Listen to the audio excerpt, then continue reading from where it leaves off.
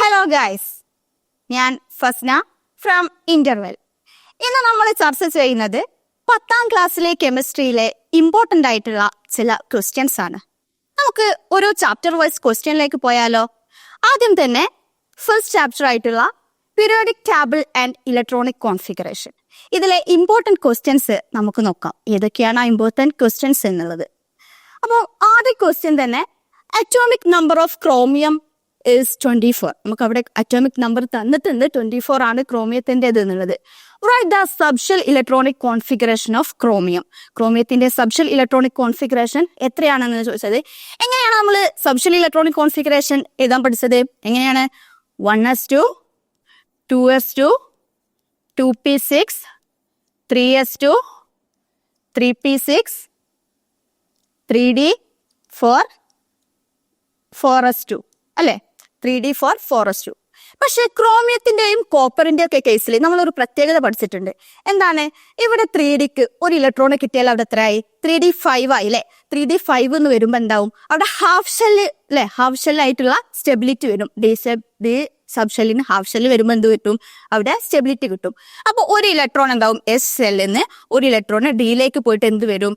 3d5, 4s1 ഇങ്ങനെ വരും. ഇതാണ് ക്രോമിയത്തിൻ്റെത് നമ്മൾ സബ്ഷെൽ ഇലക്ട്രോണിക് കോൺഫിഗറേഷൻ എഴുതുമ്പോൾ ശ്രദ്ധിക്കുന്നത്.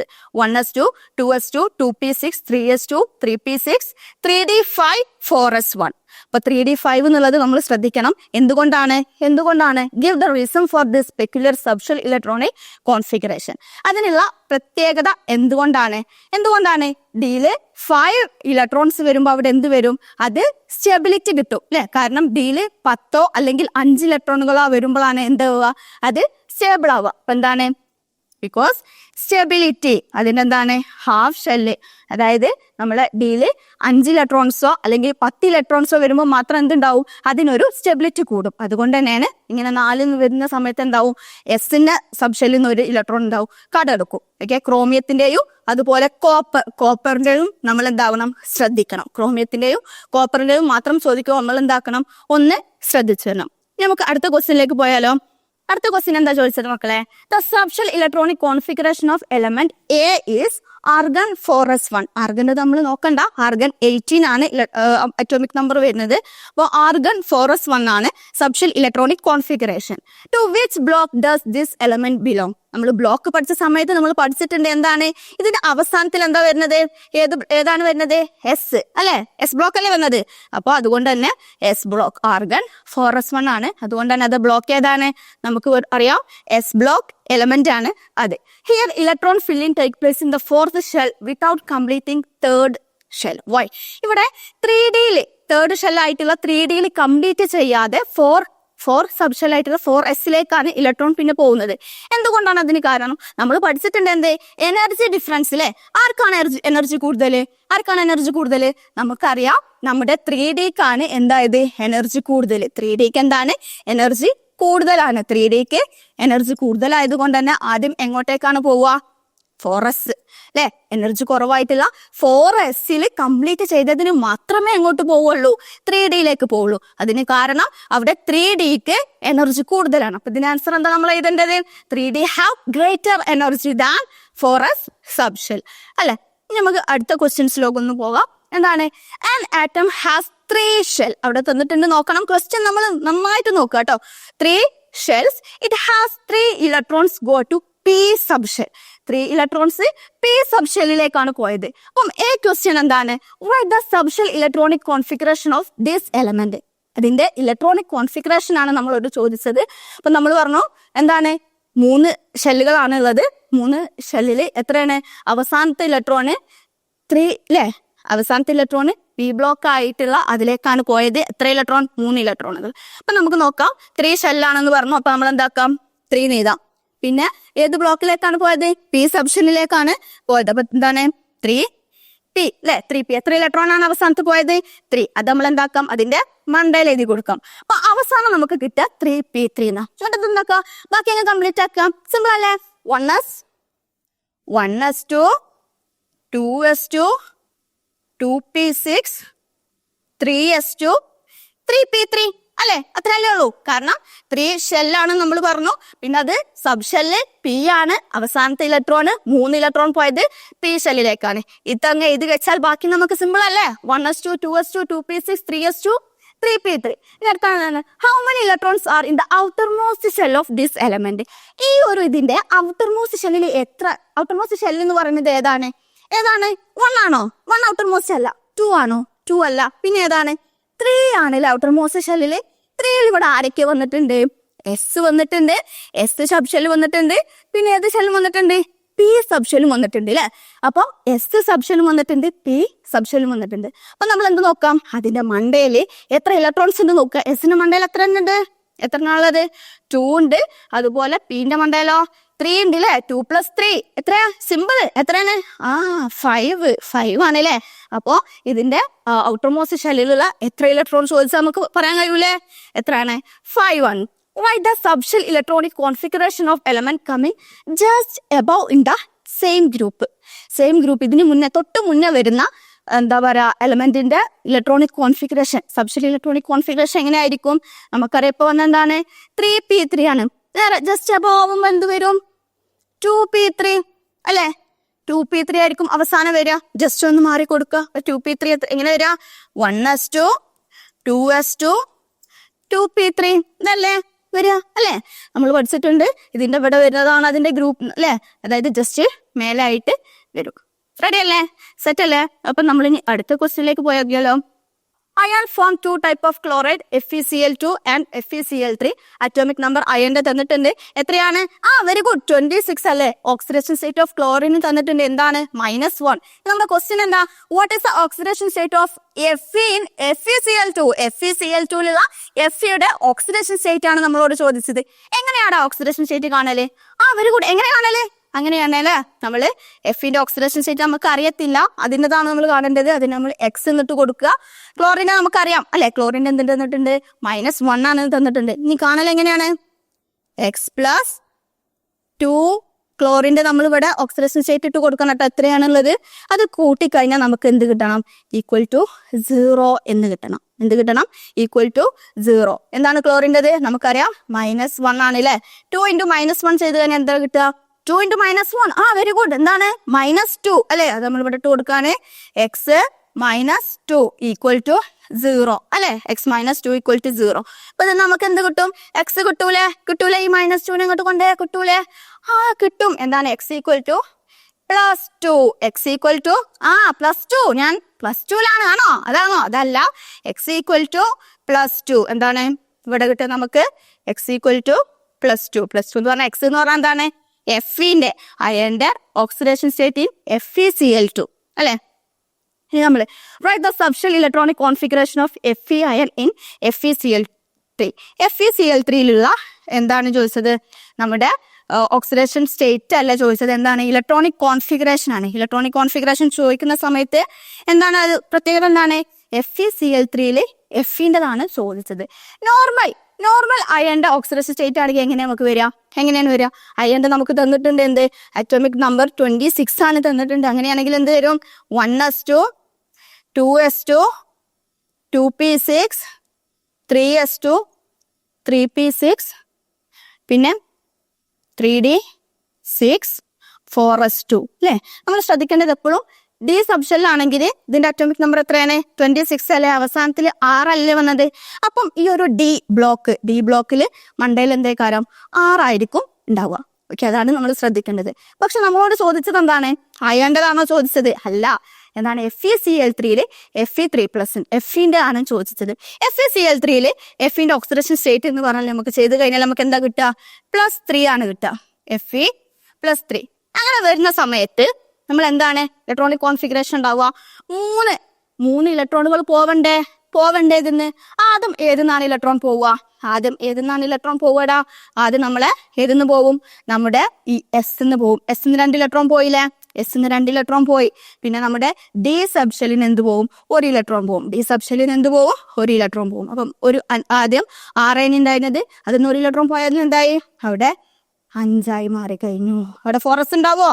ഫോറസ് ഉണ്ടാവും ഇവിടെ ഉണ്ടാവില്ല അല്ലെ, കാരണം ഫോറസ്റ്റിന് എന്തായി 2 ഇലക്ട്രോണും പോയി, പിന്നെ അവിടെ ഫോറസ് ഉണ്ടാവില്ല. 3D എന്തായി കാരണം 5. അപ്പോൾ ഇതാണ് Fe3+ന്റെ സബ്ഷെൽ ഇലക്ട്രോണിക് കോൺഫിഗറേഷൻ. എന്താണ് 1s2 2s2 2p6 3s2 3p6 and 3d5. ഇതാണ് എന്ത് FeCl3യിലെ Fe അയന്റെ electronic configuration. D block elements show variable oxidation state. Why? D block elements variable oxidation state കാണിക്കുന്നുണ്ട്. അതിന് കാരണം എന്താ?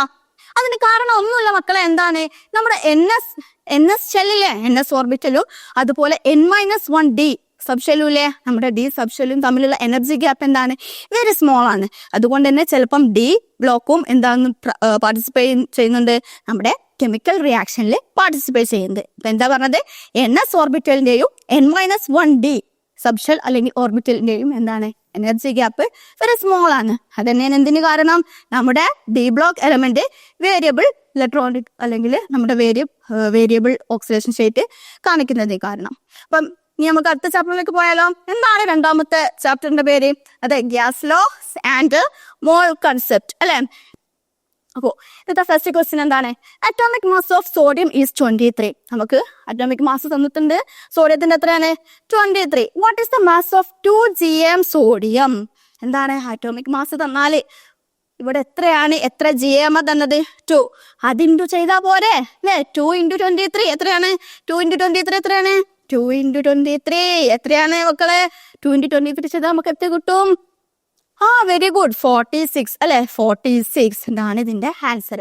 How many atoms present in 2gm sodium? Atoms എന്താണ്? നമ്മുടെ മറ്റേത് ഏത്? അവോഗാഡ്രോ നമ്പർ എന്താണ്? 6.60 × 10⁻23. അപ്പൊ നമുക്ക് എന്ത് ചെയ്യാം? 2 × 6.60 × 10⁻23 അല്ലെ. റെഡി അല്ലേ? ഓക്കെ, അപ്പൊ നമുക്കിനി അടുത്ത ക്വസ്റ്റ്യനിലേക്ക് പോകാം. എന്താണ് അടുത്ത ക്വസ്റ്റ്യന്?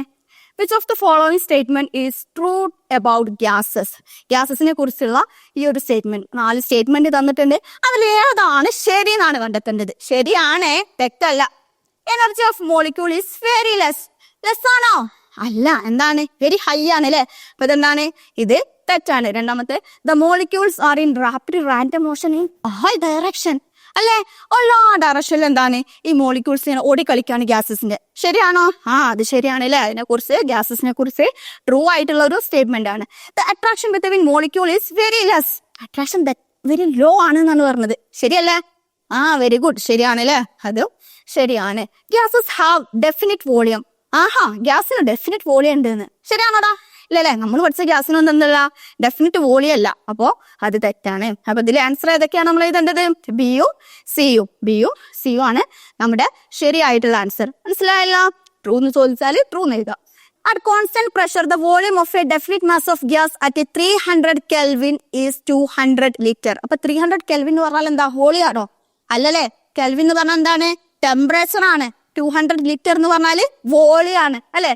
സെയിം പ്രഷർ മാറുന്നുണ്ടോ? ഇല്ല, സെയിം തന്നെയാണ്. What will be the volume of this gas at 600 Kelvin? അതിന്റെ വോളിയം എത്രയാണ് ചോദിച്ചത്. നമുക്ക് വിയും ടിയും വെച്ചിട്ട് ഒരു ഇക്വേഷൻ അറിയില്ല മക്കളെ. അതന്നെ. ഏതാണ് ഇക്വേഷൻ? V1/T1 = V2/T2 അല്ലെ. V2/T2. V1 ഏതാണ് ഇതില്? വെരി ഗുഡ്, ഈ 200 ആണ് V1. T1 ഏതാണ്? ഇതാണ് T1. V2 നമുക്ക് അറിയില്ല, അതാണ് നമുക്ക് അറിയേണ്ടത്. T2 എന്താണ്? T2 ആണ് 600 Kelvin. ഇതിൽ ഇനി നമുക്ക് V2 കാണണമെങ്കിൽ V2 = എന്ത് ചെയ്യണം? എന്താണ്? ഈ T2നെ ഇങ്ങോട്ട് കൊണ്ടുവന്നാൽ V2 കാണാൻ പറ്റില്ലേ? V2 = V1/T1 = T2 അല്ലെ. T2 ആണോ? അപ്പൊ നമ്മൾ ഇത് വാല്യൂസ് ഇട്ട് കൊടുത്താൽ നമുക്ക് എന്ത് ആൻസർ കിട്ടും? ഞാൻ ഇവിടെയാണ് എഴുതുന്നത്. എന്ത് ആൻസർ കിട്ടും? V2 = V1/T1 × T2 ആണ്. V1 എന്താണ് നമ്മൾ പറഞ്ഞു? 200 അല്ലെ. 200 / T1 എന്താണ്? 300 അല്ലെ. 300 × T2 എന്താണ്? നമ്മുടെ 600. ഇത് ചെയ്ത് കഴിഞ്ഞാൽ നമുക്ക് എന്ത് കിട്ടും? 300ഉം ഇതും കട്ട് ചെയ്ത് ഇവിടെ 2 × 200 എത്രയാണ്? 2 × 200 എന്ന് പറഞ്ഞാൽ 400 അല്ലെ. 400 എപ്പോഴും യൂണിറ്റ് മസ്റ്റ് ആണ്. വോളിയം ആയതുകൊണ്ട് എന്താണ് യൂണിറ്റ്? അതെ, എന്താണ്? 400. Which gas law is associated here? ഏത് ഗ്യാസ് ലോ ആണ് നമുക്ക് ഈ ഇക്വേഷൻ ഒക്കെ പറഞ്ഞു തന്നത്?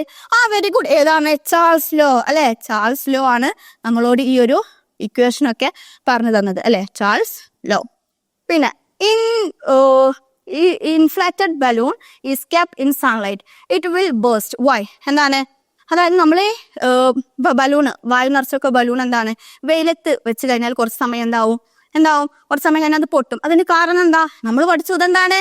At constant pressure the volume of gas is directly proportional. Volume എന്തിന് പ്രൊപ്പോർഷണൽ ആണ്? Volume directly proportional to temperature അല്ലെ. ടെമ്പറേച്ചർ കൂടുമ്പോൾ വെയിലത്ത് വെക്കുക എന്ന് പറഞ്ഞാൽ ടെമ്പറേച്ചർ കൂടുകയല്ലേ. ടെമ്പറേച്ചർ കൂടുമ്പോൾ സാധാരണയായിട്ട് എന്ത് കൂടും? ഇതിനുള്ളിലെ വോളിയവും കൂടും. അപ്പൊ ബലൂൺ പൊട്ടൂലേ? പൊട്ടും. അത് തന്നെയാണ് ഇതിനെന്താണ് കാരണം. ഏതിലോ ആണ്? Charles law. Next question, molecular mass of carbon dioxide is 44. Molecular mass ആണ് തന്നത്. What is the mass of 2 mole of CO2? എന്ത് ചെയ്യാ? 2 × 44 ചെയ്താൽ പോരെ, നമുക്ക് കിട്ടൂലേ? എന്താ 2 × 44? എന്താണ് 2 × 44? Very good. എന്താണ് 88 അല്ലെ? 88. How many moles R present in 220 gram of CO2? എന്താ ചെയ്യേണ്ടത്? എന്താണ് 220 എന്താണ് 44. 220/44 ചെയ്താ പോരെ? 220/44. ഈ 44 നമുക്ക് എവിടുന്ന കിട്ടിയത്? 44 നമുക്ക് എവിടുന്ന് കിട്ടി? നമ്മളെ ക്വസ്റ്റ്യനിൽ തന്നിട്ടുണ്ടോ? ക്വസ്റ്റ്യനിൽ തന്നിട്ടുണ്ട് അല്ലേ? നമ്മുടെ 44 ആണെന്നുള്ളത് ക്വസ്റ്റ്യനിൽ തന്നിട്ടുണ്ട്. ഇത് ചെയ്ത് കഴിഞ്ഞാൽ നമുക്ക് കിട്ടുക 5 എന്നാണ് ആൻസർ. എന്താണ് കിട്ടുക? 5. Calculate the number of molecules in 220 gram CO2. 220 gram നമ്മൾ ചെയ്ത സമയത്ത് നമുക്ക് എന്താ കിട്ടിയത്? 5 മോൾസ് ആണ്. 5 × 6.602 × 10⁻23. ഇത് ആരാണ് മക്കളെ? നമ്മുടെ അവോഗാഡ്രോ നമ്പർ ഇല്ലേ? അവോഗാഡ്രോ നമ്പറോട് ഇൻറ്റു ചെയ്താൽ നമുക്ക് ഈ ആൻസർ കിട്ടൂലേ? അതെ, കിട്ടും. അപ്പൊ ഇനി നമുക്ക് മനസ്സിലായല്ലോ. അടുത്ത ക്വസ്റ്റ്യനിലേക്ക് പോയാലോ? സെറ്റ് അല്ലേ?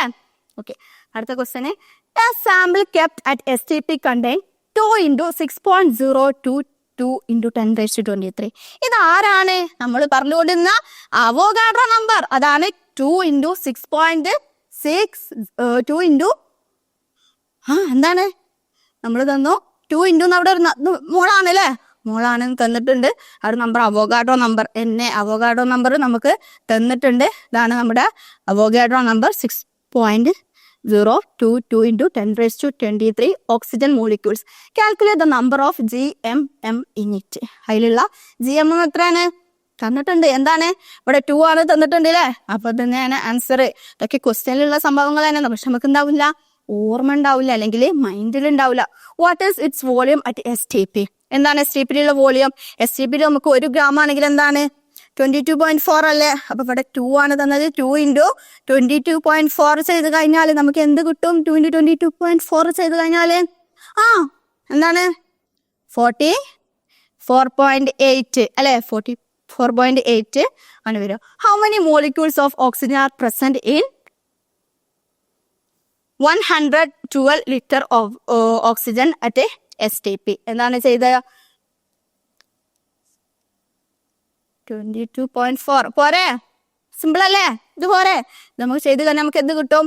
5. എന്താണ് 5 മോൾസ് ആണ്. ഇതിനൊക്കെ യൂണിറ്റ് ഉണ്ട്, മറക്കരുത്. 5 മോൾസ്. റെഡി അല്ലേ? ഇക്വേഷൻ ജസ്റ്റ് അപ്ലൈ ചെയ്യാനുള്ളൂ കേട്ടോ. ഇനി അടുത്ത് നമുക്ക് തേർഡ് ചാപ്റ്റർ. എന്താണ് തേർഡ് ചാപ്റ്ററിന്റെ പേര്? Reactivity series and electro chemistry അല്ലേ? അപ്പോ അതിലുള്ള ക്വസ്റ്റ്യൻസ് നോക്കിയാലോ നമുക്ക്. First question, which among the following does not displace hydrogen from dilute hydrochloric acid? Hydrochloric ആസിഡിൽ ആരാണുള്ളത്? ആരാണ്? ഹൈഡ്രജനും ക്ലോറിനും ഉണ്ട് അല്ലേ? അപ്പൊ ഹൈഡ്രജനിൽ നിന്നും ഡിസ്പ്ലേസ് ചെയ്യാത്ത ആരാണ് ഇതിലുള്ളത്? ഹൈഡ്രജന്റെ മേലുള്ളത് ആരൊക്കെയാണ്? സിങ്ക്. ഹൈഡ്രജന്റെ മുകളിലല്ലേ? റിയാക്ടിവിറ്റി സീരീസ് നോക്കുമ്പോ ഹൈഡ്രജന്റെ മുകളിലാണ് സിങ്ക്. Mg ഏതാണ്? ഹൈഡ്രജന്റെ മുകളിലാണ്. പിന്നെ Fe ഹൈഡ്രജന്റെ മുകളിലല്ലേ? അയൺ ഹൈഡ്രജന്റെ മുകളിലാണ്. കോപ്പർ ഹൈഡ്രജന്റെ മുകളിലാണോ? അല്ല, ഹൈഡ്രജന്റെ താഴെയാണ് അല്ലെ? ഹൈഡ്രജന്റെ താഴെയാണ് കോപ്പർ വരുന്നത്. അപ്പൊ ആരാണ് ഇതിൽ ഡിസ്പ്ലേസ് ചെയ്യാത്തത്? നമ്മുടെ ആൻസർ എന്താണ്? Very good. എന്താണ്? കോപ്പർ ഹൈഡ്രജനെ ഡിസ്പ്ലേസ് ചെയ്യൂല. അതിനൊക്കെ നമ്മുടെ റിയാക്ടിവിറ്റി സീരീസ് ഇമ്പോർട്ടന്റ് ആണ്, ഓർത്ത് വെക്കണം. റിയാക്ടിവിറ്റി സീരീസ് പഠിക്കാതെ ആരും ഈ ഒരു ചാപ്റ്ററിൽ റിയാക്ടിവിറ്റി സീരീസ് പഠിക്കാതെ ആരും എക്സാമിന് പോകണ്ട. എന്താക്കുക? പഠിക്കുക. Next question, analyse the figure and answer the following question. രണ്ട് ബ്യൂട്ടിഫുൾ ആയിട്ടുള്ള ചിത്രങ്ങളൊക്കെ തന്നിട്ടുണ്ട്. അപ്പൊ ക്വസ്റ്റ്യൻ എന്താ? In which beaker does displacement reaction take place? Give reason. എന്തുകൊണ്ടാണ്? ഏതൊക്കെയാണ്? ഒന്നാമത്തെ ബീക്കർ നമ്മുടെ കോപ്പർ സൾഫേറ്റ് സൊല്യൂഷൻ, നമ്മുടെ ഏജ് കുട്ടനാണ് എടുത്തു വെച്ചത്. ഏജുക്കുട്ടൻ ഏതാണ്? സിൽവർ അല്ലെ. രണ്ടാമത്തെ ബീക്കറിലോ കോപ്പർ സൾഫേറ്റ് സൊല്യൂഷനിൽ ആരെയാണ് ഇട്ട് വെച്ചത്? Very good. ആരെയാണ്? സിങ്കിനെയാണ് ഇട്ട് വെച്ചത്. അപ്പൊ നമുക്കിത് കണ്ടാൽ തന്നെ മനസ്സിലാവും അല്ലെ, ഡിസ്പ്ലേസ്മെന്റ് റിയാക്ഷൻ നടക്കണമെങ്കിൽ എന്താവണം? ഈ റോഡിന് മോർ റിയാക്ടിവിറ്റി വേണ്ടേ? ആരായിരിക്കും? നമ്മുടെ ഇതിന് തന്നെയാണ് ഡിസ്പ്ലേസ്മെന്റ് റിയാക്ഷൻ നടക്കുക അല്ലെ. പിന്നെ which metal undergo oxidation here? ആർക്കാണ് ഓക്സിഡേഷൻ സംഭവിക്കുക? ഇതിലാർക്കാണ് ഓക്സിഡേഷൻ സംഭവിക്കുക? റിയാക്ടിവിറ്റി കൂടിയ ഈ സിങ്കിനല്ലേ ഓക്സിഡേഷൻ സംഭവിക്കുക അല്ലെ. സിങ്കിനാണ് എന്ത് നടക്കുക? ഓക്സിഡേഷൻ സംഭവിക്കുക. ഇതിനൊക്കെ നമ്മുടെ റിയാക്ടിവിറ്റി സീരീസ് ഇമ്പോർട്ടന്റ് ആണ്. Next question, molten sodium chloride and aqueous sodium chloride solution are electrolysed separately. രണ്ടും എന്താണ്? സെപ്പറേറ്റ് ആയിട്ട് ഇലക്ട്രോലൈസ് ചെയ്യാണ്. Which substance is obtained at the anode in both case? Anode നമുക്ക് രണ്ട് കേസിൽ ഒരാൾ കിട്ടുക. ആരാണ്? നമ്മുടെ Cl- ക്ലോറിൻ അയണാണ് നമുക്ക് കിട്ടുക. What is the energy change take place in electrolytic cell? Electrolytic സെല്ലിൽ എന്ത് ചേഞ്ച് ആണ് നടക്കുക? പേരിൽ തന്നെയല്ലേ മക്കളെ. എന്താണ്? ഇലക്ട്രിക് എനർജി എന്തിനെ കൺവേർട്ട് ചെയ്യാണ്? ഇലക്ട്രിക് എനർജി എന്തായിട്ട് മാറും? കെമിക്കൽ എനർജി ആയിട്ട് മാറല്ലേ. ഇലക്ട്രിക് എനർജി എന്തായിട്ട് മാറാണ്? കെമിക്കൽ എനർജി ആയിട്ട് മാറാനല്ലേ. അവിടെ കെമിക്കൽ ചേഞ്ചസ് നടക്കും. ഇലക്ട്രിസിറ്റി കൊടുത്താൽ അവിടെ നമ്മൾ കൊടുക്കുന്നുണ്ട്, കെമിക്കൽ ചേഞ്ചസ് നടക്കുന്നുണ്ട്. Next question, gold is quarter over copper spoon by electrolysis. In this process simple അല്ലേ? എന്തോന്ന് ക്വസ്റ്റ്യൻ? സിമ്പിൾ ആണ്. ഇലക്ട്രോ പ്ലേറ്റിംഗ് അല്ലെ. ഇലക്ട്രോ പ്ലേറ്റിംഗ് എന്താണ്? Electroplating. ക്വസ്റ്റ്യൻ എന്താണ് ആ പ്രോസസ്സിന്റെ പേരാണ്. അപ്പൊ നമ്മൾ എന്താക്കുക? Electroplating. Second question, which metal is connected to the positive terminal of the battery? അപ്പൊ പോസിറ്റീവ് ടെർമിനൽ ഉണ്ട്, നെഗറ്റീവ് ടെർമിനൽ ഉണ്ട് ബാറ്ററി. അതിൽ പോസിറ്റീവ് ടെർമിനലിൽ ആരെയാണ് എപ്പോഴും കണക്ട് ചെയ്യുക? ആരാണ്? നമ്മളെ മഹാനെയാണ് നമ്മൾ കണക്ട് ചെയ്യുക അല്ലെ. പോസിറ്റീവില് എപ്പോഴും വലിയ നല്ല മഹാനാണ്. അപ്പൊ നമ്മൾ ആരെയാണ് ഇവിടെ കോട്ട് ചെയ്യുന്നത്? ഗോൾഡിനെയാണ് കോട്ട് ചെയ്യുന്നത് അല്ലെ. ഈ ഗോൾഡ് ആയിരിക്കും എന്ത്? പോസിറ്റീവിൽ ഉണ്ടാവുക. ആരാണ്? ഗോൾഡ് ആയിരിക്കും പോസിറ്റീവില് ഉണ്ടാവുക. Which is the electrolyte used here? ഏത് ഇലക്ട്രോലൈറ്റ് ആണ്? നമ്മൾ ഗോൾഡിന്റെ ഏതെങ്കിലും electrolyte. Gold cyanide plus sodium cyanide. Gold cyanide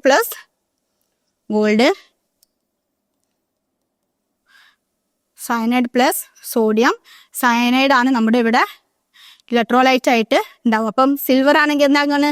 silver nitrate. നമ്മളിപ്പോ കോപ്പർ ആണെങ്കിൽ എന്താണ്? കോപ്പർ സൾഫേറ്റ് ആണ് നമ്മൾ എടുക്കുക. നമ്മൾ ഗോൾഡിന് പകരം നമ്മൾ സിൽവർ ആണെങ്കിൽ സിൽവർ നൈട്രേറ്റ് കൊടുക്കും. അപ്പോൾ ഈ ഒരു ചാപ്റ്ററിൽ നമ്മൾ ഈ ഒരു 3 ചാപ്റ്ററിലും ഇമ്പോർട്ടന്റ് ആയിട്ടുള്ള കുറച്ച് സെക്ഷൻസ് ആണ് കണ്ടത്. അപ്പം ഇതുവരെ നമ്മൾ ഒരുമിച്ചിരുന്ന എല്ലാവർക്കും താങ്ക്സ്. അടുത്തൊരു എപ്പിസോഡുമായിട്ട് ഇനിയും വരാം. Okay, by.